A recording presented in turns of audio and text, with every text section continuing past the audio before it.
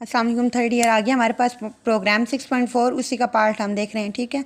Chapter number 6 ही का।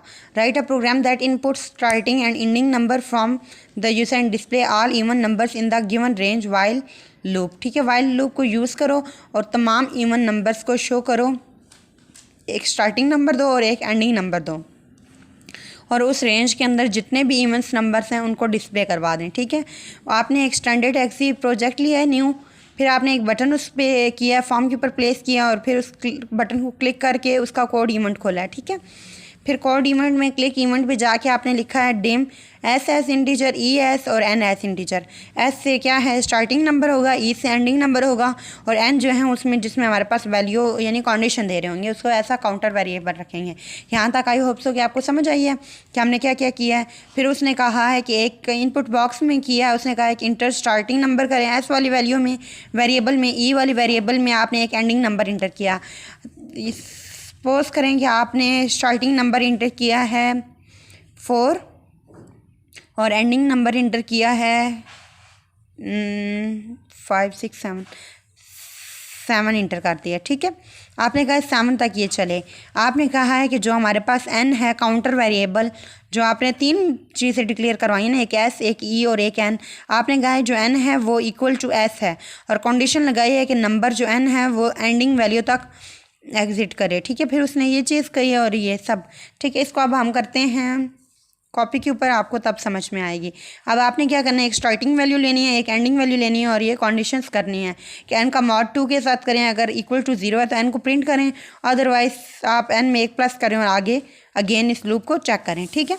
अब देखते हैं हम, ये प्रोग्राम है हमारे पास 6.4 में था। उसने कहा है कि स्टार्टिंग वैल्यू s और ending value e।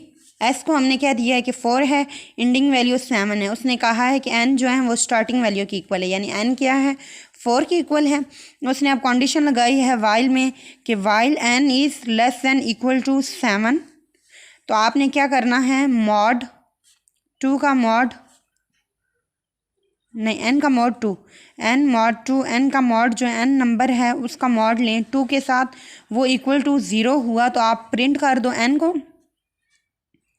Print N, ये कंडीशन है इफ़ की, ठीक है। एंड इफ़ यहाँ पे उसने कहा है कि इफ़ को कंप्लीट कर दूँ।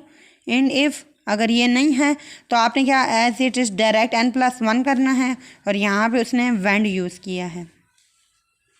अब उसने क्या कहा है कि कंडीशन उसने यूज़ की है, अगर कंडीशन ट्रू है तो फिर चेक करो इफ़ की कंडीशन, अगर ये कंडीशन ट्रू है तो n को प्रिंट करो, अदरवाइज n में एक जमा करो और वापस लूप को टर्मिनेट करो। n की वैल्यू क्या है 4 है, 4 का मॉड लेते हैं 2 के साथ, 2 2s are 4 डिवाइडेड बाय, तो आंसर क्या आया, रिमाइंडर क्या है 0 है, हाँ 0 है। इसका मतलब है कि ये वैल्यू ठीक है, तो n को प्रिंट कर देना है आपने यहाँ पे 4, ठीक है। फिर उसने क्या कहा है कि n में एक जमा करो, n की वैल्यू क्या है 4, 4 में एक जमा किया है 4 + 1 क्या बन गया है 5, n की वैल्यू क्या बन गई है 5। अब आपने कंडीशन अगेन चेक करनी है, 5 is less than equal to 7, क्या 5 7 से छोटा है, जी बिल्कुल छोटा है, कंडीशन ट्रू है, तो इफ़ की कंडीशन पे आ जाएगा। आपने 5 का मॉड लें 2 के साथ, क्या 0 आता है, अब देखें 5 है हमारे पास, इसका मॉड लेना है 2 के साथ, 2 2s are 4 डिवाइडेड 1, आंसर 0 नहीं है। इसका मतलब है कि हम ये वाला हमारा नहीं टर्मिनेट होगा, n प्रिंट नहीं होगा अब, और अब क्या हो जाएगा n की वैल्यू में एक और जमा हो जाएगा, 5 में जमा 1 किया तो 6 हो गया है, n की वैल्यू क्या आ गई है 6। वापस जाएगी कंडीशन चेक करेंगे, 6 is less than equal to 7, क्या 6 7 से छोटा है या उसके बराबर है, 6 7 से छोटा है, कंडीशन ट्रू है। 6 का मॉड लो 2 के साथ, ये 6 का मॉड लिया 2 के साथ, 2 3s are 6, पीछे क्या बचा 0, रिमाइंडर हमारे पास 0 है, तो इसकी कंडीशन चलेगी प्रिंट n हो जाएगा, n को प्रिंट कर देंगे 6 प्रिंट हो जाएगा, ठीक है। फिर उसने क्या कहा है कि n में एक जमा करो, 6 में जमा करो 1, 6 जमा 1 7 हो गया है, n की वैल्यू 7 आ गई। कंडीशन चेक करें, 7 is less than equal to 7, क्या 7 7 से छोटा है या उसके बराबर है, 7 7 के बराबर है, कंडीशन ट्रू है। अब चेक करो कि 7 का मॉड 2 के साथ लिया जाए तो क्या 0 आता है, 7 है, इसका मॉड 2 के साथ लेते हैं, 2 3s are 6 डिवाइडेड में 1 आया है, 0 नहीं आया। जब 0 नहीं आया तो इसका मतलब क्या है कि हम यहाँ पे n प्रिंट नहीं करेंगे, इसमें डायरेक्ट नंबर में एक प्लस कर देंगे। 7 + 1 8 आया है।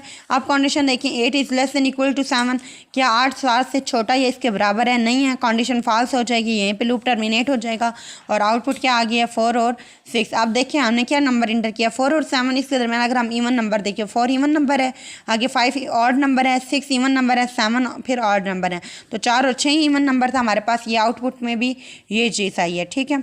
तो इसका मतलब है कि हमारा ये प्रोग्राम एज इट इज़ ठीक है, समझ में आ गया। 6.4 है, ठीक है, सॉरी ये 6.4 है।